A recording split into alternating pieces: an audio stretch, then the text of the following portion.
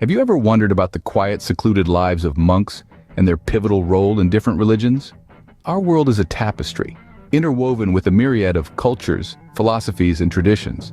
One such thread, perhaps more subtle yet equally vibrant, is monasticism. It's a fascinating practice that has been part of human civilization for centuries, shaping the path of spirituality and shaping the course of history. Monasticism is the heartbeat of many religious traditions.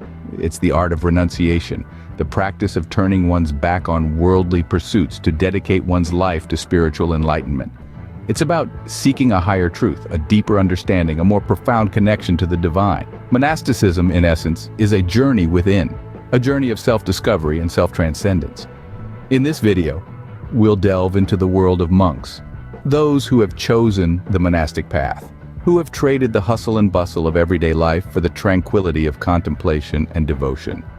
We'll be focusing on three major religious traditions where monasticism holds significant sway: Buddhism, Christianity, and Hinduism. In Buddhism, we'll meet the bhikkhus, the followers of the Buddha, who live by the Vinaya, a code of conduct that governs their daily lives. In Christianity, we'll discover the Desert Fathers and Mothers, the pioneers of Christian monasticism, and we'll explore the various monastic orders that have emerged over the centuries, each with its unique ethos and way of life. In Hinduism, we'll delve into the concept of sannyasa, the practice of renunciation, and we'll learn about the various monastic orders that have shaped the spiritual landscape of the Hindu tradition.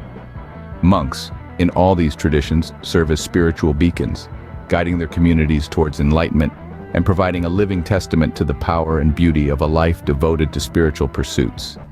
So, are you ready to embark on this journey? To traverse the corridors of time, to cross the boundaries of cultures, to delve into the lives of those who have chosen the path less traveled? Let's embark on a journey through time and across cultures to understand the intriguing history of monks. Our journey begins with Siddhartha Gautama, the founder of Buddhism and the establishment of the Sangha. When we delve into the history of Buddhist monks, known as bhikkhus, we are taken back to the time of Siddhartha Gautama, who later became known as the Buddha. After achieving a state of enlightenment, a profound understanding of the nature of life, suffering, and transcendence, he established a community known as the Sangha. This community was not merely a social or religious gathering, but a spiritual collective committed to the pursuit of enlightenment. Within the Sangha, the Buddha laid down the framework of monastic life through the establishment of the Vinaya, a set of rules and guidelines aimed at creating a harmonious and conducive environment for spiritual growth. The Vinaya covers a wide range of areas from personal conduct and discipline to communal responsibilities and daily routines. The objective was to cultivate a lifestyle that supported the journey towards enlightenment, a journey that required mindfulness, discipline, and a deep sense of community. As Buddhism spread across different regions and cultures, it evolved into various schools, each interpreting and practicing monastic life in its unique way. One such school is Theravada Buddhism, which places a strong emphasis on the original teachings of the Buddha and the Vinaya. It is often seen as a more conservative branch of Buddhism, adhering strictly to the monastic rules and focusing on personal enlightenment through meditation and ethical conduct.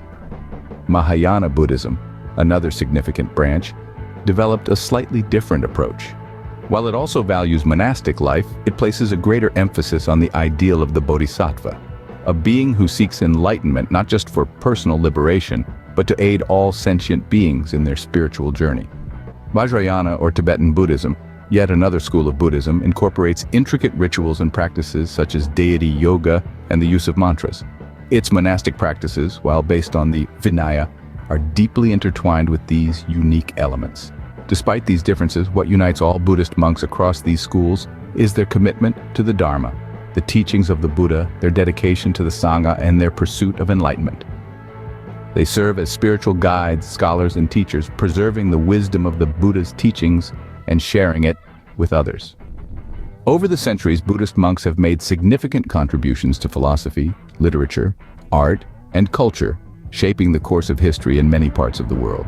They have been instrumental in spreading the teachings of the Buddha, fostering interfaith dialogue, and promoting peace and understanding in society. In today's world, Buddhist monks continue to play a vital role. They are not just relics of a bygone era, but active participants in contemporary society, addressing modern issues through the lens of Buddhist philosophy. They embody a way of life that, despite being centuries old, still offers profound insights into the human condition and the path to inner peace. Thus, the Buddhist Sangha, with its rich and diverse practices, continues to be a cornerstone of Buddhism, a beacon guiding countless individuals on their spiritual journey towards enlightenment.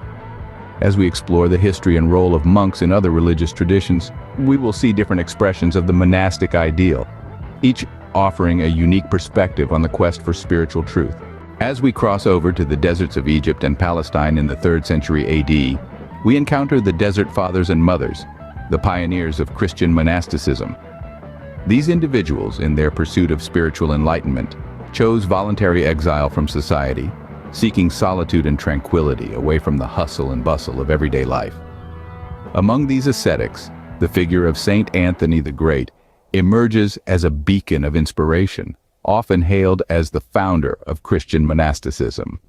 Born in Egypt around the mid-3rd century, Saint Anthony chose a life of solitude and prayer. Following the death of his parents, he divested himself of all worldly possessions, retreating to the desert to lead a life of strict asceticism. His dedication to spiritual pursuits inspired many to follow suit, leading to the birth of Christian monasticism. As the centuries rolled on, Christian monasticism began to take form and structure, largely due to the efforts of Saint Benedict of Nursia.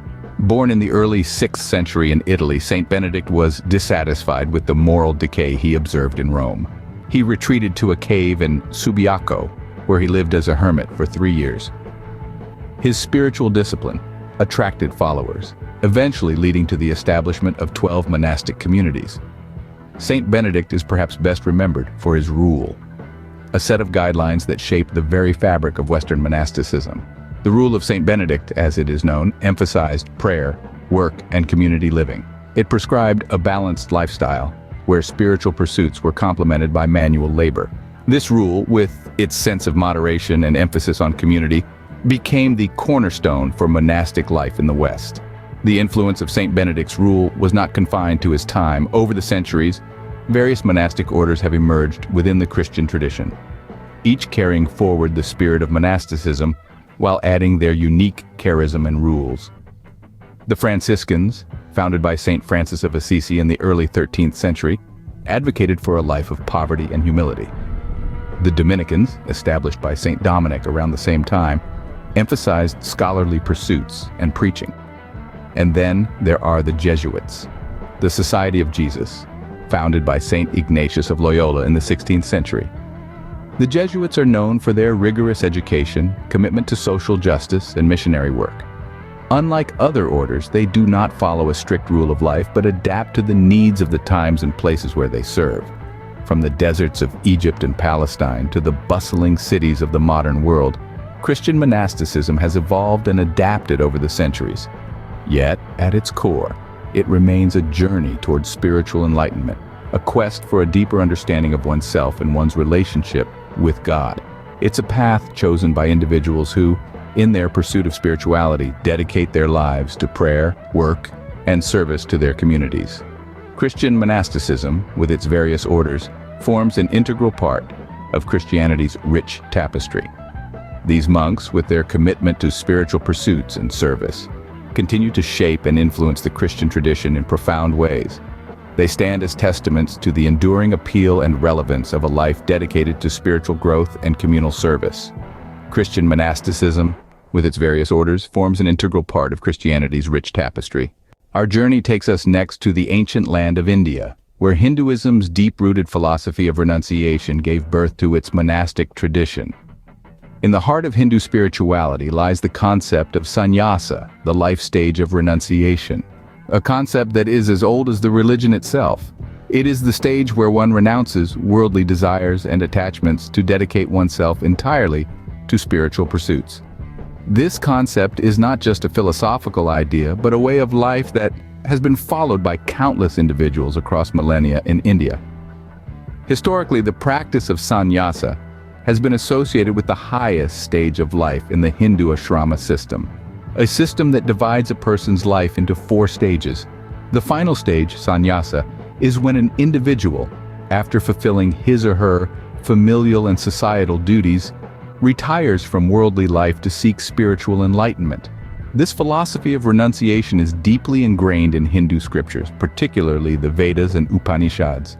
The Rig Veda, one of the oldest Hindu texts, speaks of Muni, the solitary ascetics who lived in forests, meditating and seeking spiritual wisdom.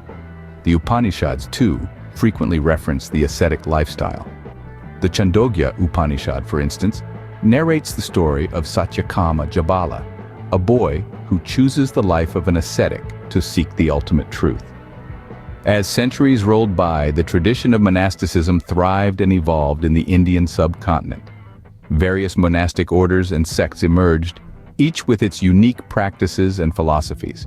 One of the most influential among them is the Dashanami Sampradaya, established by the revered philosopher and theologian Adi Shankaracharya in the 8th century. Adi Shankaracharya, often regarded as one of the greatest philosophers of India, played a vital role in consolidating the doctrine of Advaita Vedanta, a philosophical school that posits the fundamental unity of all existence. He established 4 mathas, or monastic centers, in the 4 corners of India: Sringeri in the south, Dwarka in the west, Puri in the east, and Jyotirmath in the north. The monks of these monasteries, collectively known as Dashanami, follow 10 different monastic names, hence the name Dashanami meaning 10 names in Sanskrit. The Dashanami monks, like their predecessors, dedicate their lives to spiritual practices, philosophical studies, and societal service.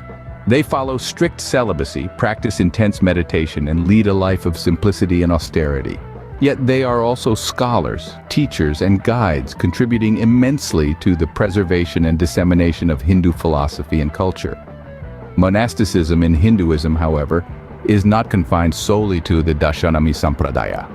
There are numerous other orders and sects, each with its distinct identity and practices, such as the Vaishnava monks who worship Vishnu, the Shaiva monks devoted to Shiva, and the Shakta monks who venerate the Divine Mother, Shakti. Monasticism in Hinduism is truly diverse, reflecting the rich tapestry of beliefs, practices, and philosophies that constitute the religion. Yet, at its core, the monastic tradition in Hinduism is rooted in the philosophy of renunciation, the desire to transcend the ephemeral world and attain moksha, the ultimate liberation from the cycle of birth and death. Hindu monasticism, with its core philosophy of renunciation, continues to influence Hindu spiritual practices. Our journey through time and across cultures brings us back to our initial question. We've traced the footsteps of Buddhist monks, or bhikkhus, starting from Siddhartha Gautama's establishment of the Sangha and the evolution of different Buddhist schools over the centuries. We've walked with Christian monks from the Desert Fathers and Mothers in the 3rd century to the creation of the Benedictine order by Saint Benedict of Nursia in the 6th century, and the emergence of various monastic orders thereafter. We've also delved into the ancient scriptures of Hinduism, exploring the concept of renunciation and the establishment of monastic orders like the Dashanami Sampradaya. Through these diverse paths, we've seen the commitment to spiritual pursuits and the significant contributions monks have made to their respective communities.